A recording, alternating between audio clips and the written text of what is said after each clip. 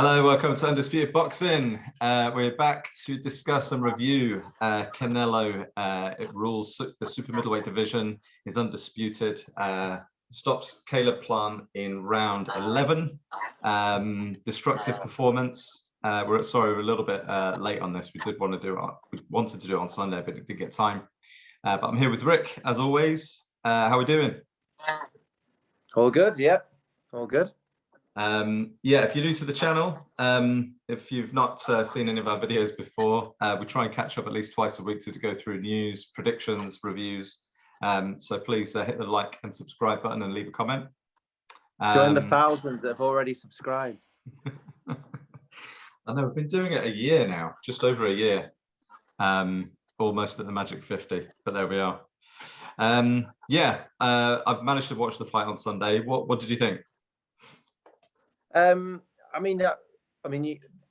We predicted slightly different. You went out for a late stoppage, which is you were bang on. Yeah. And I said it'll be tough at the end, but he'll get through it, basically. The first few rounds were kind of in fact, other than him stopping him towards the end, it was kind of how I thought. The first few rounds were tight. Canelo always comes out having a look, and so he gives away rounds. Because I did probably give Plant 3 rounds. Overall, I think it was almost like probably 2-2 after 4 rounds, which is what I thought it would be. And then he randomly won it like the 7th round or something like that. He won. Yeah, the 7th round was pretty strong for him. Yeah. And actually, I thought he was easily going to go to the distance as we got to the championship rounds, because I just thought, Canelo had not caught him flush, but had caught him, the few shots, and the body shots were going in and slowing him down a bit. But he never looked in any trouble. He never looked wobbled. And I don't know if it's just a lapse of concentration. He got caught, looked like on the top of the head, and with a left hook, and then got followed up by I think it was more the uppercut that followed up that was the damaging one. And then his legs had just gone, and he was never going to survive. But until then, he looked like comfortable in not going to get knocked out. So I was a bit surprised when that came. It almost came a bit out the blue. But then that's what great fighters do, I suppose. I thought, as I predicted, that he would have some early success with his footwork. He does have very good footwork and his head movement. He almost does a little bit of a kind of a cheap imitation of the shoulder roll, although not quite as good as Mayweather, because he gets caught, doesn't he? And I think he's one of those fighters. He enjoys being. I wouldn't say that he's not very good going backwards or on the back foot, but he really enjoys being center of the ring. And I think in most of his fights, he's enjoyed that kind of center of the ring and attacking. Whereas Canelo was just kind of walking him down a lot and cutting off the ring. He just didn't have the power, his shots looked a bit more powerful at the start, but then in that round when he had some success, they were just like pot shots, really. They were when they were hitting Canelo, it was just like, whatever, And unfortunately, unless you're Mayweather, and you're so elusive and far more accurate with your punching than Plant, then you have to have massive power, and he doesn't. No. It was a fair go. He did what he could. I think there was a bit of an unknown with Plant, because he'd never, he'd won a world title, but he'd never been put down. He'd never been beaten. He looked quite good, but it's then, how good are you at this top level? So there's always a bit of an unknown, and he didn't quite make it. Yeah. But where do you stand on the argument of, Caleb Plant, in any other, if Canelo wasn't at 168, he'd probably be a decent champion and maybe could even unify, I think. But where do you stand on, there's a lot of arguments going back and forth on Twitter and YouTube and whatnot about the super middleweight division being very weak as a division. And I have actually said this before. What's your sort of take on that? Would you say it's a weak division at the moment, a weak era of super middleweights? One class it's weak. I'd say it's been stronger, but I don't know. I don't know. It's a bit the human race. This, when someone does really well, a lot of people want to pull them down, so they look at other things. So I don't know. I think it's just a bit of jealousy, hatred of someone that's gone and dominated the whole thing. you know, it would have been a lot harder to do what he's done. I mean, I think the problem is that the super middleweights were, you go back probably 6-7 years ago, and it was really stacked. Yeah. Yeah, I mean, if you take the Super Six, I mean, when was the Super Six tournament? That was what, 10 years ago? 9 or 10 years ago? Yeah. So that's, Andre, what I mean. That's what lit it up, really, when you had, you know, Froch, Ward, you know, all Kessler, those, and Jermaine Taylor, Arthur Abraham. So I think that would have been a harder time to do it, but you know, I think back then they seem to, you know, they seem to have more. I think the power, Ward's skill level, but then people like Froch. I don't know if Froch would have beat Canelo, but I think that would be a tough fight for Canelo because he'd be able to probably take Canelo's power. Yeah. And he'd be hitting back harder. Yeah. Agreed. I don't think Froch would beat him, but I think he'd make a harder fight than Plant did. Yeah. But it's hard to know. And definitely someone like Ward, I mean, that would have been a brilliant fight to watch them two. Because Ward was, you know, another level again. But he's special, Canelo, and you know, you can't take, you know, you can only unify what you've got, but he's gone up and beaten.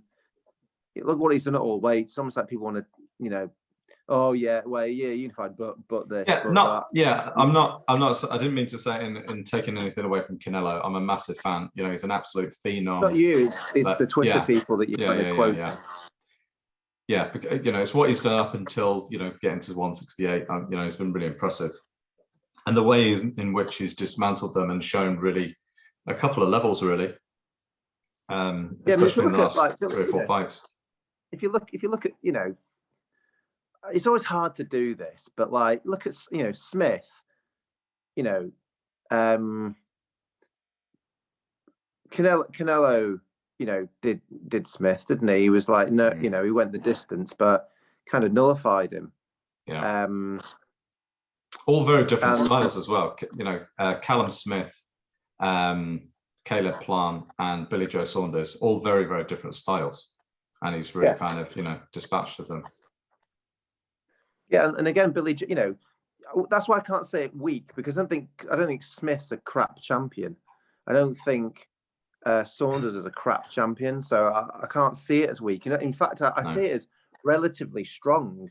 I just think it was once stronger, and it was once stronger not that long ago. Yeah. Yeah. So therefore, when you've had it really strong and it's dropped down a bit, it may seem weak, but I don't think it is weak. I mean, look, I mean, you know, it's difficult to do this, but Smith beat Groves.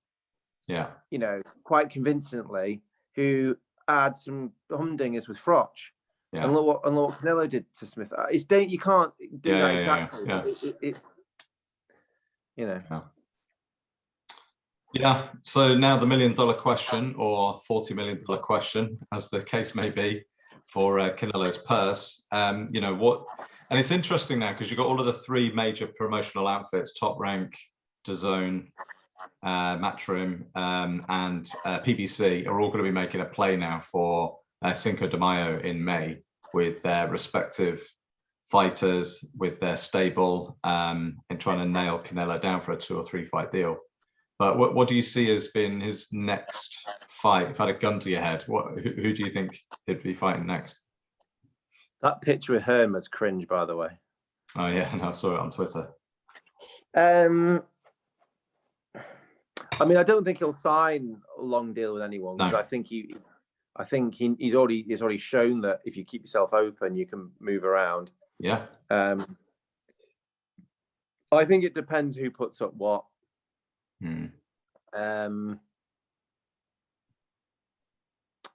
My gut feel is he will go with Hearn and fight Bivol. Really? Potentially, yeah. But it's hard to know. I mean, I hope he doesn't do a defense against, you know, someone that may have earned a chance but isn't going to. You know, Canelo's now a superstar. You don't want him doing, like, you know, defenses against, you know, Well, second-rate offers. no, I think if you break down the this is just going off the top of my head. I mean, the mandatory defenses are going to be the WBO. I think is Zach Parker. Yeah, that doesn't excite. No, it doesn't get me going. Although he had a pretty decent fight against Marcus Morrison on the weekend as well. Yeah, he's been calling out. They've been calling out Eubank though. They've been shouting out Eubank. That's just because he did a better job against that opponent than Eubank did. Yeah. John Ryder, I think, is on the WBA. The IBF, I'm not so sure. And WBC again, I'm not so sure. But I looked at the top the Fight News rankings. There isn't really anybody currently in the 168 division that I'd be getting excited for, apart from David Benavidez, who is actually fighting next weekend. And I think Latino American versus Canelo for Cinco de Mayo next year in May. I think that would be the route that he would go down. I think it will be staying with the PBC for another pay-per-view event against David Benavidez. That'd be my bet. And actually, I think that represents the strongest, one of the strongest threats outside of Artur Beterbiev. Because David Benavidez is a monster at 168. He's tall, rangy. He'd have a serious, height advantage, and that could be quite exciting. I just wonder if when he stepped up and fought Kovalev, was that for a belt? Yeah, it was his WBO belt, if you remember. And then did he have to relinquish it? And then he relinquished it. Yeah. Yeah. So he has actually been a champion at 175. So I think that will come. I think that will come. I mean, I don't know. You just don't know it depends what goes on people's minds. It's like, does that Benavidez fight? I don't know. Does that do tons to his legacy, or he's not a young fighter anymore, so he hasn't got years and years and years. So what is going to help his legacy? I mean, these last few fights has helped his legacy because he's become undisputed. Yeah. What helps his legacy? Probably a Charlo fight, because Charlo's name. Charlo is probably that's a good one as well. But then Charlo would have to step up, PBC again. That's a possibility. But I think I don't know if that'll happen because of the step up as well. Imagine stepping up to 160 to 168 that's quite a big step up, and to do that in your first fight's Canelo. Yeah. So I don't know. That's why I think they might go down I think they'll get more credentials for his legacy if he conquers the next one up. Yeah. And he's already had a taste for it, and he'll probably go in. That's why I think Bivol, because he's I won't say the weakest champion, but he's definitely not the strongest one, and it's with Hearn. Yeah, and I think they're obviously going to go in a lot bigger on the purse. I'd imagine the purse is going to be a guarantee. He's not, because nobody knows what Benavidez is going to do on the pay-per-view buys. So maybe just go with the guarantee. And obviously, his close affiliation with Matchroom, that bromance. Yeah. All right. Well, time will tell. Right. So what we've got coming up? There's actually a pretty good calendar coming up. We've got this weekend. I've got some boxing I'm going to. the failed attempt to get to go to the White Fight. I've recently purchased the Chisora Parker tickets and Ben Algieri tickets. So I'm going back-to-back weekends of boxing. Liverpool, Manchester. Nice. That's awesome. And then before that, we've got just run through a bit of the calendar or fights that I'm pretty excited about. Gab Rosado versus Jaime Munguia. I've been high on Munguia for quite some time, so it's great to see him back in the ring. That's on Saturday. And then I think next week is also Tim Tszyu. He's going to be fighting. In Australia. That's going to be midweek. He's going to be knocking on the door now for light middleweight title fight. And then obviously we've got Sean Porter, I should say Terence Crawford versus Sean Porter on the 20th. Again, another good fight. So yeah, I think we do a prediction video on Sunday. What's your thoughts on Conor Benn's opponent, Chris Algieri? Well, it's interesting because both Buatsi and Conor Benn are at similar kind of crossroads now of their career. I mean, you say Buatsi's got, you know, a bit more of the amateur background, but they're at that point now where it's like, you know, they've had some good fights. You want them to have that next step up before they really get into the either world title fight or you know, put themselves in a mandatory position. Algieri's a weird one because he's old now. I think he's 37. Yeah. Which is old for that weight. Yeah, it is, yeah. He's been inactive, though he did fight in August, but I don't think it was a fantastic opponent. But you have to say, you know, when he has lost, he's lost against top draw. Yeah. And he has been a world champion, hasn't he? Yeah, he beat the Russian guy, Rocky. What's his name? Ruslan Provodnikov. Yeah. So he's been beat off Pacquiao, Khan, and Spence. Errol Spence, yeah. So, Errol Spence demolished him. Yeah. He had a good fight with Amir Khan, actually, a competitive fight with Amir Khan. I think it's a good fight. I think he knocked Khan down a couple of times, body shots, I think, or was it the way around? I don't know if that happened. I mean, he's pretty. He's got a very low knockout ratio, so it's low risk. It's another name on your CV.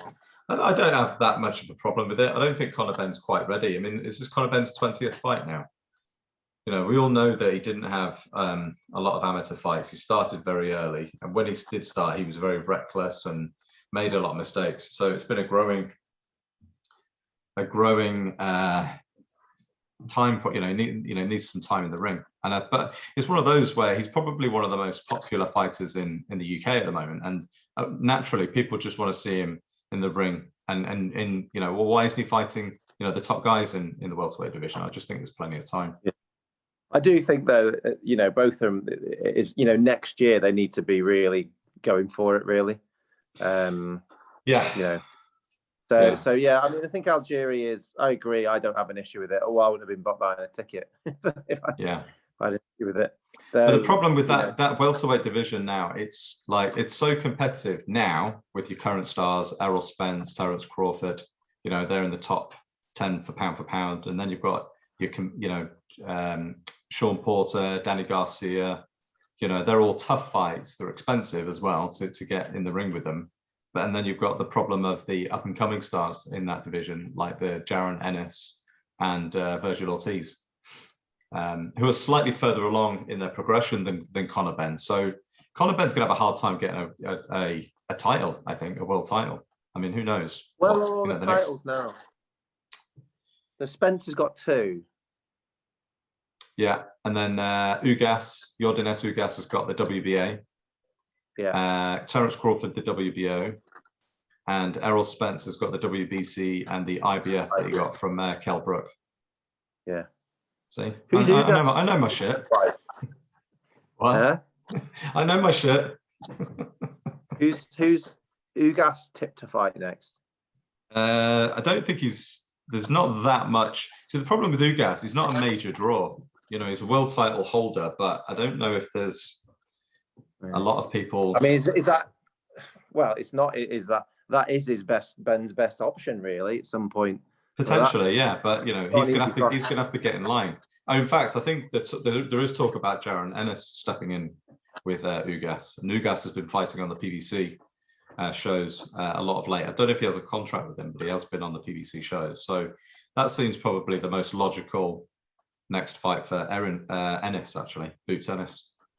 But yeah, it'd be you're right. I mean, if he gets through this, he'll fight another name. I mean, I think Hearn really wants Khan. You know what I mean? Because I think he thinks if you can get Khan in the ring, and if Ben can destroy Khan, then it gets him a better chance of getting a world title shot. Yeah, because he's just worth more. Yeah. Yeah, I would actually swerve Avanesian. I know they're not talking about swerving it, but I think it's just a dangerous fight for very little reward. I mean, he's pretty much, you know, he badly beat Josh Kelly. I mean, I don't know what kind of Josh Kelly we're going to get next. I mean, if you notice, nobody's really talking about him at the moment, are they? In the welterweight division. I know. I know, but is he even fighting? Has he got a fight coming up? I thought he had actually, but Evanesian. I mean, why isn't he, pushing for a world title? He's been European champion for a while, hasn't he? He is pushing for a world title. He's just signed with Frank Warren. I know, but is he in an eliminator at all?